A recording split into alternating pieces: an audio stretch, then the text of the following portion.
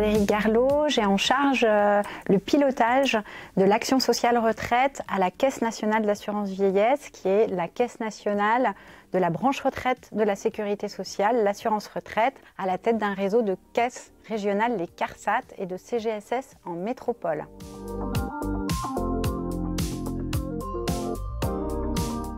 Mes missions au sein de la Silver Economy, elles sont liées à mes missions tout court. J'ai en charge d'accompagner la vie à la retraite dans une logique de bien vieillir.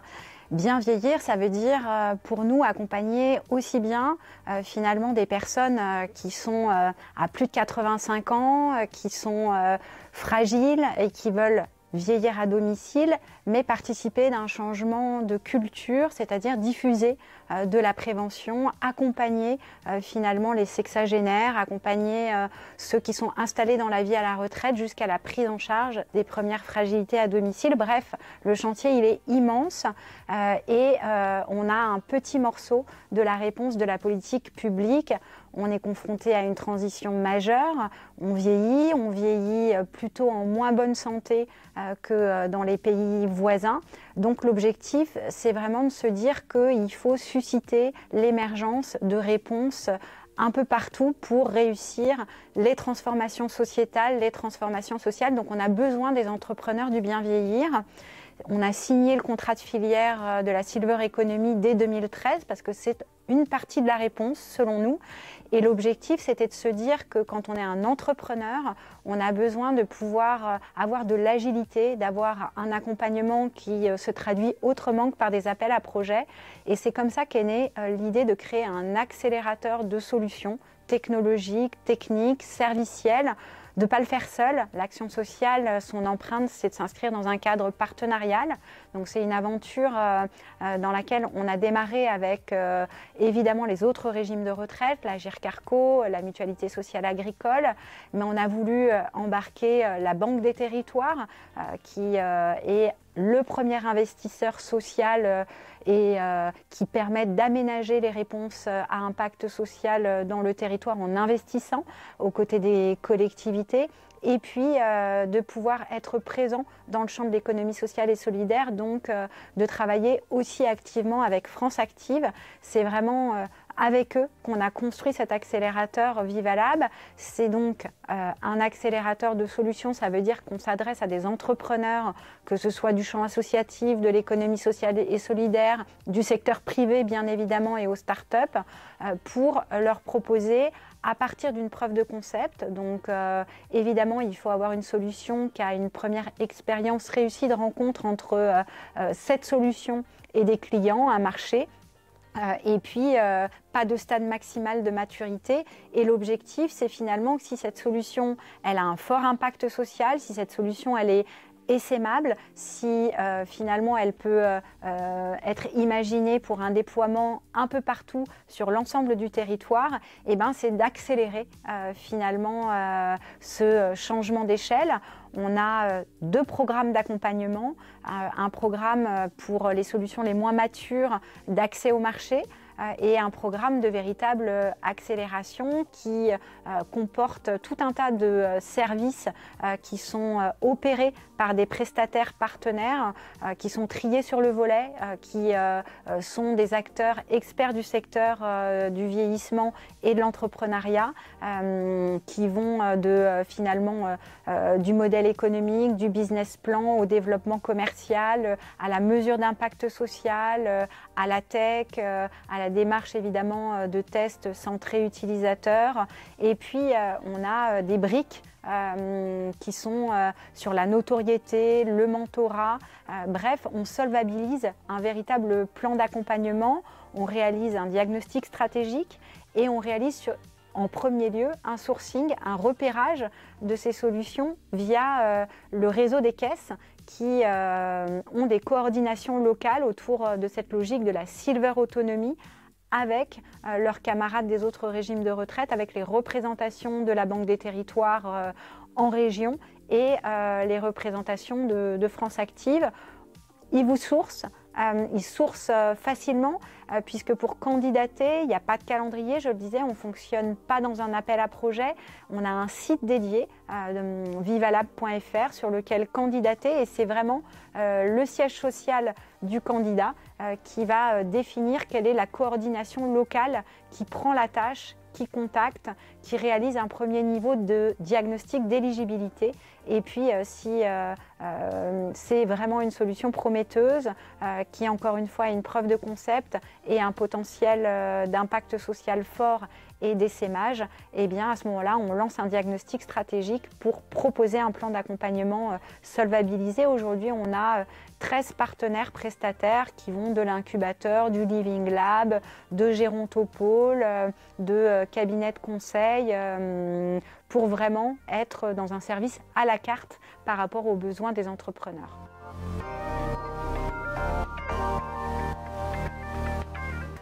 On démarre une saison 2, ça veut dire qu'on a eu une saison 1, 4 années d'existence, et ces 4 années d'existence, elles nous ont permis d'avoir finalement le sentiment que le pari est réussi, qu'il faut continuer à grandir, nous-mêmes nous accélérer, mais qu'on n'a pas à rougir et qu'en tout cas c'était bien de créer cet accélérateur, il a trouvé sa place, on a accéléré un peu plus de 20 solutions. Ces 20 solutions, elles ont permis de créer plus de 100 CDI.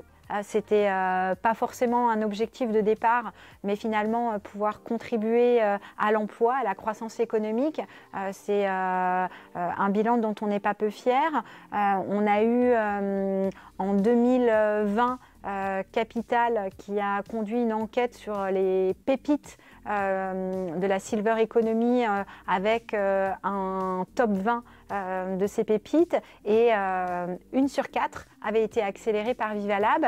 Donc on a permis d'essaimer des solutions à fort potentiel, et on a permis d'apporter surtout des réponses aux seniors et une accessibilité sociale au plus grand nombre pour éviter que des solutions à impact ne restent accessibles qu'à des happy few qui auraient les moyens financiers de les solvabiliser.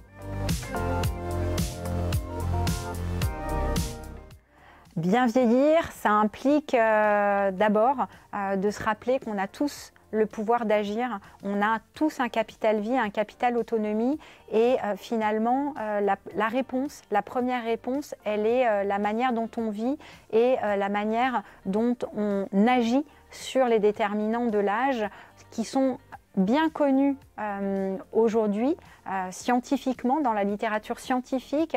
On vieillit principalement au regard de 3 grands déterminants. D'abord, on vieillit en luttant contre la sédentarité. On a besoin d'être mobile, de pouvoir conserver une activité adaptée à ses capacités tout au long de la vie, y compris d'ailleurs si un jour on devient dépendant. Le deuxième grand déterminant, c'est que grosso modo, on est à peu près ce qu'on mange, et quand on vieillit, il y a un vrai risque, il y a une maladie, une pathologie qui génère la dépendance, qui est la dénutrition. On sait aujourd'hui qu'on a à peu près 30% des personnes de plus de 70 ans qui vieillissent à domicile qui sont exposées à ce risque de dénutrition. On sait qu'on a à peu près une personne sur 3 de plus de 70 ans qui sort de l'hôpital qui a cette pathologie de la dénutrition. Or, il y a des solutions qui existent, et il y a notamment une solution qui a été accélérée par Vivalab, qui est Cdiet, qui permet de répondre et d'éviter ce risque. Et puis, le troisième grand facteur de l'autonomie, c'est que nous sommes des animaux sociaux. On a besoin de vivre et d'interagir avec les autres.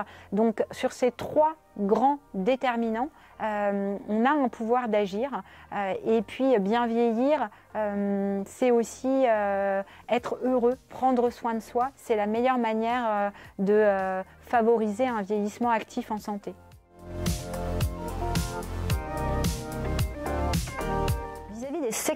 Vis-à-vis du secteur et des professionnels du domicile, je pense qu'aujourd'hui, il y a un message essentiel à partager avec eux. C'est la certitude qu'ils peuvent avoir que notre souhait est de pouvoir travailler à une évolution des représentations sociales sur ces métiers qui sont méconnus, qui parfois donnent le sentiment d'être réduits à des tâches et des activités qui ne sont pas le reflet finalement de ce qu'elles apportent au quotidien des personnes. Et donc elles peuvent compter sur nous, parce que je dis elles, parce que ce sont essentiellement des femmes, ces professionnels du domicile, ces auxiliaires de vie, ces aides à domicile, ceux qui sont en charge de l'évaluation des besoins à domicile, pour travailler avec elles, pour proposer demain des offres déjà très directement à leur intention, des offres partenaires, donc des accompagnements, des formations qui vont leur permettre d'avoir de la réassurance sur leurs connaissances par rapport au bien vieillir, leurs connaissances par rapport à la prévention, leurs connaissances par rapport au vieillissement. Actuellement, on a travaillé avec le gérontopôle du CHU de Toulouse pour former toutes les auxiliaires de vie et les aides à domicile à l'étape 1 du programme de l'OMS ICOP qui vise à repérer et à suivre l'évolution des capacités des personnes. Et ce programme de l'OMS, il dit finalement que cette première étape, ce premier niveau, il peut être opéré par des non-professionnels de santé préalablement formés. Donc nous, on a bâti une formation et des messages de prévention sur les grandes capacités pour que ce soit ces professionnels-là, et puis changer aussi le regard qu'ont les familles, les bénéficiaires eux-mêmes. Donc on a travaillé sur des services un peu différents à proposer qui vont transformer la relation entre un bénéficiaire de plan d'aide et son aide à domicile. Et puis ils peuvent compter sur nous pour être un financeur du secteur, puisque évidemment c'est un secteur qui aujourd'hui repose sur un modèle économique fragile, et donc on a bien l'intention de pouvoir être parmi les financeurs de manière pérenne.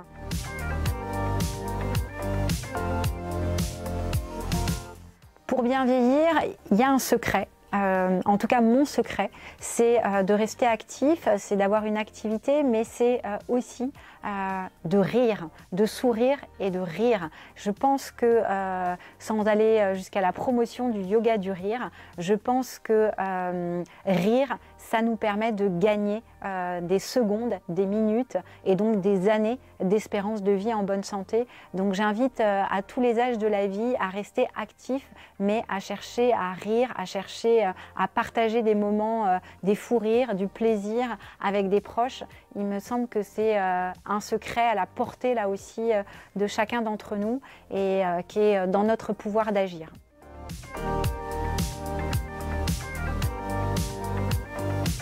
CNAV, on a décidé de signer le contrat de filière de la Silver Eco dès 2013. Et cette filière, il faut accompagner sa structuration, il faut accompagner sa notoriété, il faut accompagner sa visibilité. Aujourd'hui, il y a quelques grands acteurs qui essayent de participer du développement et de la notoriété de cette filière. Et le Festival de la Silver Eco est un événement majeur, unique aujourd'hui, pour donner de la visibilité, permettre des contacts qualifiés, permettre de mettre en lumière les solutions et les réponses de demain portées par les entrepreneurs du bien vieillir. Pour nous, c'était assez naturel d'être partenaire de cet événement annuel et d'essayer à notre niveau de le faire connaître aussi. Évidemment, on se donne rendez-vous au Festival de la Silver Economy 2024 à Cannes.